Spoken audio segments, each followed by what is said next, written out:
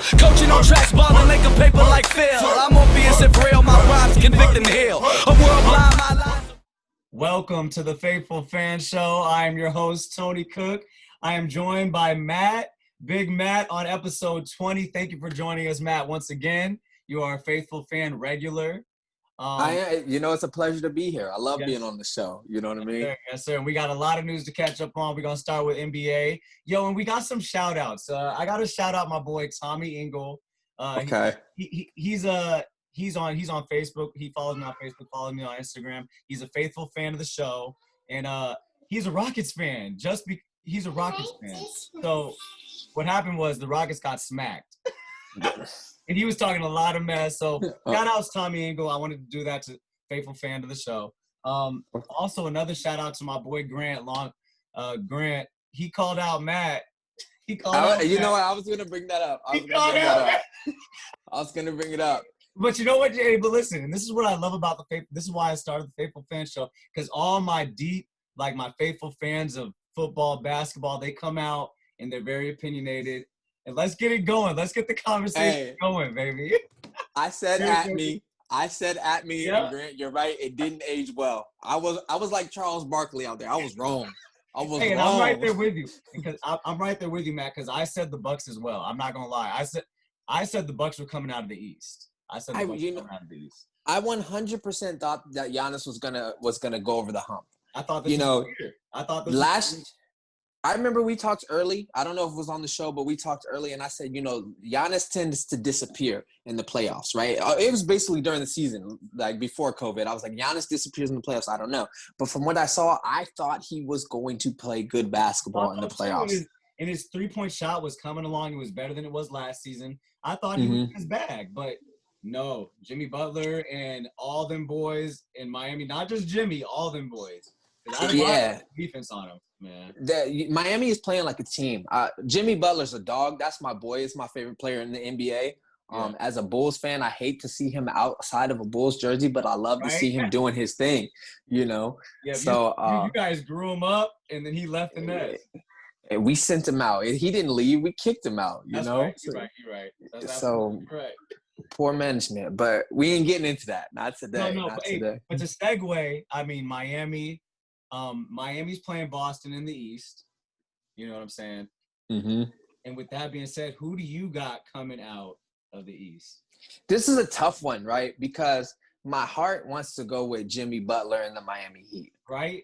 I feel like they're a complete team in the sense that they all play very well. They don't have any, superstar – Jimmy Butler. Outside of Jimmy Butler, they don't have any, very big superstars, but they have players that will play their role, and everybody knows their role, and they're playing great team basketball, especially team defense. If you look at how they're rotating on the backside of the ball, they're playing awesome team defense. And they're tough, man. Getting to all the loose balls. All the 50-50 balls are going to Miami, dude. They are. But the thing is, I think Boston is poised right now. Okay. You know what I mean? I think Boston is very poised, and I see them doing it in 6. I want Miami to win. My heart wants to call Miami, but I've seen a lot in Boston. I see they're a young squad, but I think they've got the pieces to make a good run and be a good push against Miami. So I'm gonna have to go Boston in 6. Yo, and I'm gonna have to disagree with you. Okay. I'm gonna have to go Miami in 7. I think it's going 7. You think it's going 7? And honestly, if you ask me, I was talking with my boys JP and Corey about this earlier. If you ask me who's the best player in the series, it's Tatum. Tatum is 5, right? You think Tatum is better than Jimmy Butler at this point right now? I think Tatum is better than Jimmy Butler.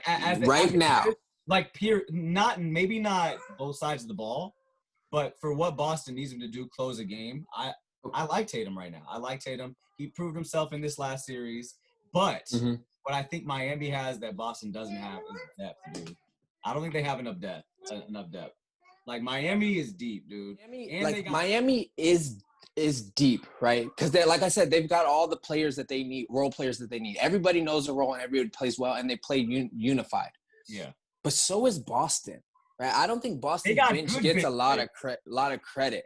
They come in there, they keep games, they keep the energy where they need to be. They keep games close, or they do the runs that they need to give the starters a break. Yeah. Right. And then you got Jaylen Brown, Kemba Walker's playing insane. He's playing the best basketball that I've seen him play over the last few years. I wasn't expecting it. He started off kind of slow, but he took off. He took off in this series for real.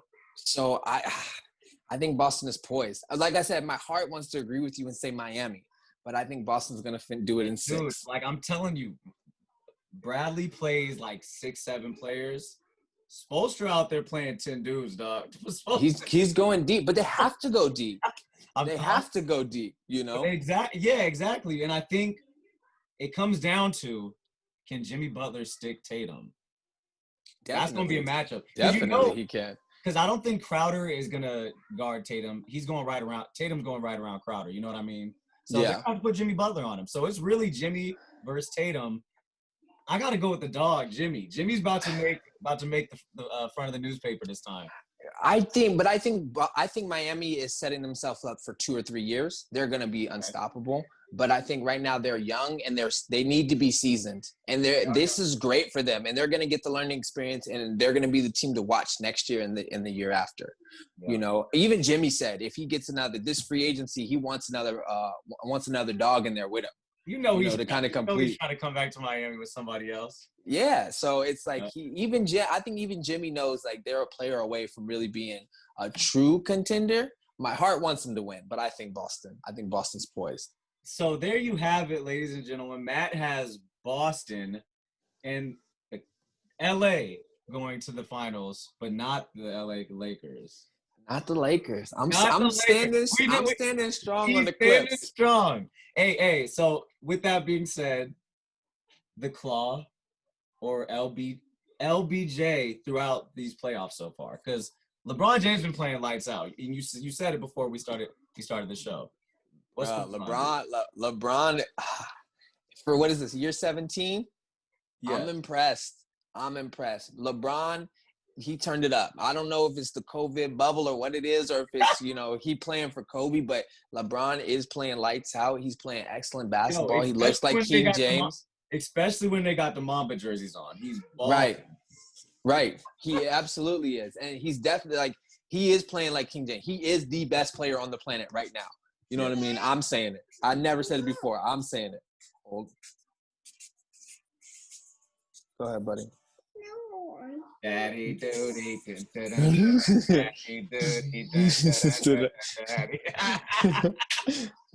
Hey, shout out to all the dads out there. Right. We all put in work. No, but keep going with it. So yeah, LeBron is definitely the best player on the planet right now. Yeah. Who am I going with though? I'm going with the Claw. I'm a defensive guy. I'm a defensive guy, and I've seen plays you've been making out there against Denver. You've been balling. Right. And I've seen LeBron. I've seen Kai. I'm getting everybody's name wrong. I've seen Kawhi put the clamps on LeBron in the past. Yeah. And I'm going to see it again. We are going to see it again. I don't know, bro. I think this time LeBron's charged up. I think LeBron, again, I'm not walking back what I said. LeBron's playing ball. LeBron has a lot of help. But you think, you know what I mean? Kawhi's going to be out there like, hey, I got LeBron, but LeBron's not necessarily going to be out there saying, I got Kawhi. He's not. He's definitely I agree. I agree with that. I don't think that's in the Lakers' game plan. I think he's going to start him in clutch minutes, but not from tip-off. All right, so we saw LeBron play excellent defense on Kawhi at the end of the regular bubble season, right? Yes, excellent defense. Yes, we did. You know what I mean? But again, as you said, that was the end. That was in clutch minutes and clutch minutes only. If Paul George steps up, who's guarding Paul George? You're not gonna bring AD out on Paul George. You're not gonna do that. Hey, Danny Green, he got to make this 30 mil real quick. Danny Green on Paul George. But look, hold on. I'm saying that, but I don't know which Paul George we getting. I don't know which Paul George is gonna show up. Exactly. You know what I mean? But if we get playoff PG, as he calls himself. Yeah, has he ever been to the Western Conference Finals? Yeah, where's playoff P? Playoff P. Playoff P, dog. If we get him, I'm still going Clippers. So I know you are. I think they're the deeper team. I think they're the more complete team. I think as good as LeBron and AD have been playing, their role players haven't really stepped up. I think we've just been seeing AD and LeBron take over, dominate. Rondo. And Rondo. And Rondo. Rondo's here now. Bubble Rondo is a thing. He's a real It is a thing. He's a real thing. But we've seen Rondo. Rondo did this in Boston. Yeah. Rondo, where'd he go right after Boston? He did it with the Bulls, too. He did it with the Bulls? That's what I'm talking about. He did it with the Bulls. So this is Rondo. And I trust Rondo. I trust playoff Rondo. I trust him now, too. I was wrong, dog. I was wrong. Because I was down Rondo during the season. He's trash. He's washed. Play Caruso. Play Caruso. But even still, I think the Clippers are the more complete team. They have a deeper bench. Their role players step up in the critical minutes. So they're struggling against the Nuggets. Faithful fans, get at Matt. Get at Matt me. again. I'm saying it again. Round 2. Grant, where you at? Round 2. Hey, so when we come back, we're going to be talking NFL football. Hey, so I'm about to put this episode out before kickoff tomorrow. I don't care what nobody say, Matt. I don't care what nobody say. So let's get it. Right back, we're going to get the NFL. When we come right back to the fan show.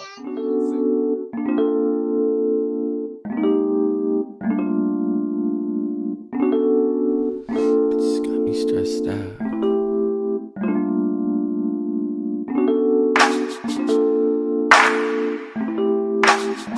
Why? This has got me stressed out. Man, these bitches got me stressed out, asking hella questions, and make you give them answers why they use them as a weapon. That double-edged sword I avoid by shutting the trap cities on. For the teens, they getting trapped just like the rest of they are. My headphones blast while I walk to the store. No car to call my own, I'm 25 years old. Plus, I'm living at my mama crib, this shit getting old. Haters like before that DUI, he died, he was out. Yeah, he was out when he was out, but he wasn't that on. Say niggas asking about my music, hate on my songs. Why? Say bitches asking about my ex, the reason she gone. Stressed out, I can do that on my own. I keep it G as I stroll down the block, hear my headphones knock. Gram in my sock, pray the cops don't stop it. Niggas so sloppy, try to photocop it. Bitches lust for fame, hella photoshopping. It got me stressed out, all up in my head.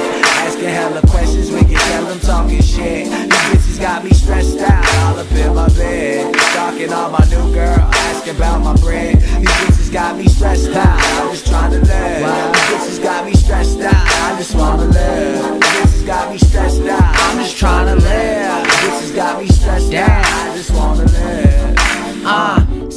Welcome back to the Faithful Fan Show. Me and Matt are gonna flip to football because kickoff is in less than 24 hours. I'm about to wake up and watch some football. How about you, Matt? Oh, I got my seat primed and ready. Let's go. NFL ticket has been ordered. We ready to go. Wait, hold up. So in Chicago, are y'all playing an early game? Yeah, we got the early game, 10 a.m. Okay, all right, I'm about to be in up. Detroit. Yep. I'm up. So what I was gonna say is Matt was wrong about a couple. Me and Matt were wrong about the Bucks. Honestly, missing the Eastern Conference Finals. But Matt was right about HaHa Clinton Dix being trash. I seen it. 16 games, bro. I seen it. And you know what? You had a dose of it already. You already had a dose of it. Do you know what it was? The reason why I knew that he wasn't going to work is because you guys were looking for somebody to come down and play in the box. Yes. Right? HaHa is not a free range safety, and he's not good in the box. He's not a tackler. He's not going to put his nose. He's not going to come in and put his hat on the tackle. He's not going to do it. Right? So that's why I knew when you signed him, I knew what you were signing him for. And I'm like, we did the same thing. He's not the same player that he was in Green Bay. That's just not who he is now. So he's gone. HaHa Clinton Dix is gone. That's what's up. That's right. HaHa had to go. You heard him? HaHa had to go. No, but so even with that being said, the Cowboys are still ready. I think the defense is cool, even without him. Like, we need to sign Earl Thomas. Y'all sign Earl Thomas. But look. Yes, but I don't think Earl Thomas will fit in y'all system either. You know what I mean? Money. He's not going to play on a discount, bro. You guys want somebody who's going to come down in the box. But Earl Thomas, again, he's a free-range safety. He wants to play that third, roam the field, and kind of spy where he's good at. But yeah, dog. I mean, Earl Thomas needs to be a Cowboy. I feel like we're not going to get him because we can't get him on a discount. You know what I mean? But you were right, dog. Haha Clinton Dix is trash. We need to replace him with something else. We only have one safety that's actually started in the NFL. But with that being said, let's talk some Chicago Bears since they play 10 a.m. Cowboys don't play till the afternoon. Yep. Foles ain't starting. Trubisky's starting. What do you have to say about that, Matt? I'm disappointed. And it's not that I'm a big Foles fan or any of that. The reason I'm disappointed is we went out and spent all that money in draft capital to go get Nick Foles, right? Yeah. I'm just disappointed how Ryan Pace, how the Bears handled their offseason. We end the season in disappointing fashion. Yeah. We come out, Ryan Pace comes out and says, Trubisky's our guy. We're sticking with Trubisky. A couple of weeks later, we're trading away draft capital that we didn't really have, you know, because we spent a lot to get Khalil Mack. Like future draft capital, basically. Right. So we're giving away draft capital to go get Nick Foles. All right? Yeah. And I'm sitting here thinking, we have other holes that we need to fill. Yeah, I wasn't a huge Trubisky fan, and I don't believe Trubisky is the franchise quarterback, but we still have other holes. So then they go through this quarterback battle for Foles to lose. So Foles is not even better than Trubisky. He's not even better. Is that what it means? Do you think that's what it means? I thought it meant that they're about equal and they're going to give Trubisky, because it's really bad if they start Foles and try to – because Trubisky's confidence is just shot. Foles is more professional. He could take coming off the bench and then being promoted. You know what I mean? That's what I thought it was. Trubisky's on a rookie contract. So if you don't feel like he's the guy to get it done, get him out of here. You're paying Foles starter money to sit on the bench. Right? You're right, dog. You're right. Get him out of here. If you don't think he's the guy to do it, get him out of here.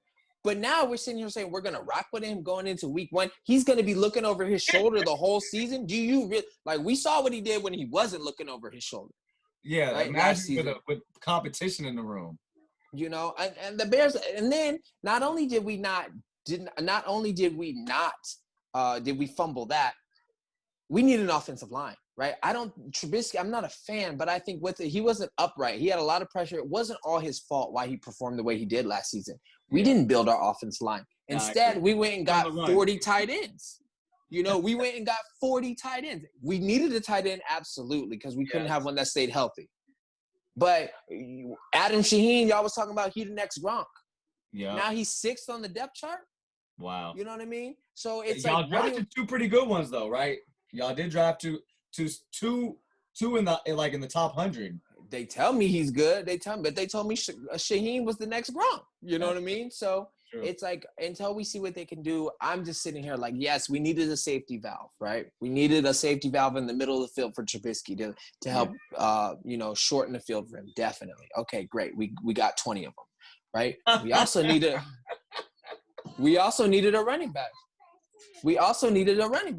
Right? And who popped up available out of nowhere? Leonard Fournette. Who snatched him? It wasn't no snatch. Hold on. It wasn't a snatch. I watched Matt Nagy on Bears Live go, I'm happy with our running back room. I don't think we need to bring anybody in. He's cool with Tyreek Cohen is cool. Montgomery, we got some questions about because he's gone. Okay, Cohen is cool. I like Cohen, right? I do like Cohen, but Cohen is a specific player to do a specific thing. He's a gadget back. Exactly. And David Montgomery, he has some promise. He has some sign. He's hurt. He's not available. I mean, he's gonna go. He's gonna go on Monday, or tomorrow. That's what I say. According to he's been at full practice all week, so he's gonna go. He's gonna go. But again, you have Leonard Fournette there, right?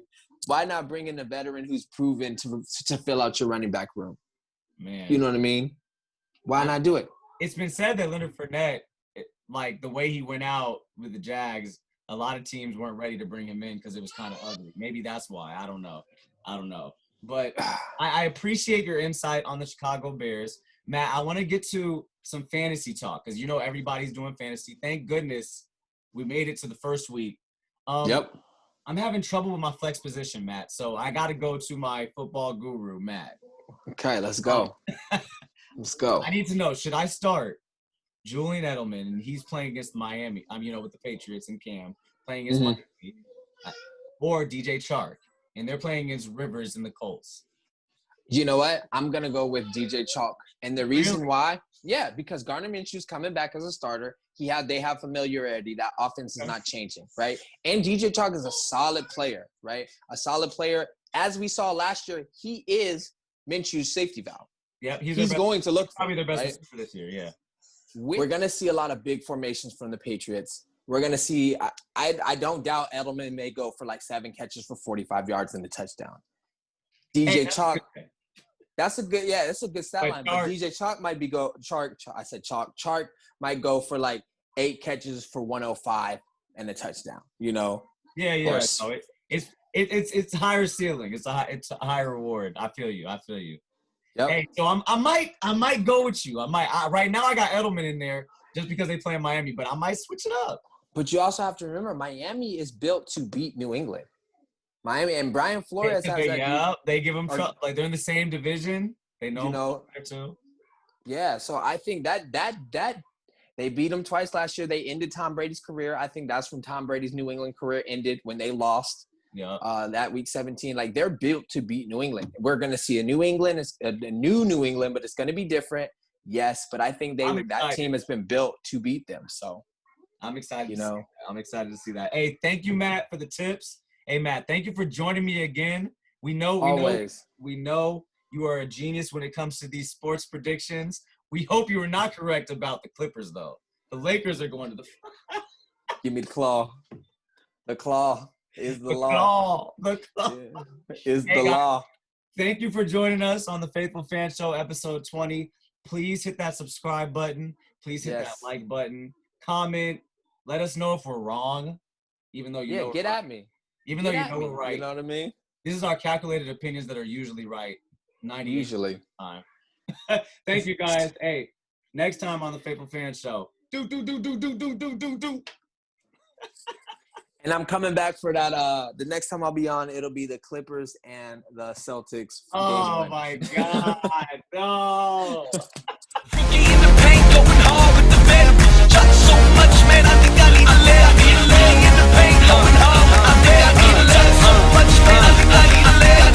Animal, MC Cannibal, rap Hannibal. Here to change the game, mainframe, all y'all programmable. Coaching on tracks, balling, linking paper like Phil. I'm on BS if real, my rhymes convict and heal. A world blind, my lines a red pill, real. Ball like I've been here, rookie in his prime. Focus like Jordan the second time. Kobe in playoff times, you know believe when I drop. Call for it, Kalinko in the Blizo spit. Auto like free throws by Hito. Jerk the loose stroke magic. Rhymes over all y'all like Dirk for 2. Rookie in the game, insane, coming